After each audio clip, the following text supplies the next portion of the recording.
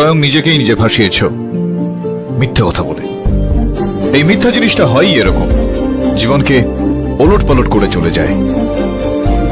আর সত্যিতে খুবই শক্তি থাকে, সত্যির মধ্যে খুবই শক্তি আছে। আপনার মধ্যে কি শক্তি আছে সত্যি বলা? লক্ষ কোটি মানুষের কাছ থেকে লক্ষ কোটি টাকা পাওয়া যাবে, কিন্তু সত্যি কটা লোকের মধ্যে পাওয়া যায়? যে বস্তুটা সত্যি দিয়ে পাওয়া যায় সেটা টাকা দিয়ে কেনা যায় না। ন্যায়দণ্ডের সাহায্যে যদি মাপা যায় তো সত্যির ওজন টাকার থেকে অনেক বেশি। শক্তি রেখে যারা চলে তারা হারে না। ব্যর্থতা একটা পরীক্ষা মাত্র।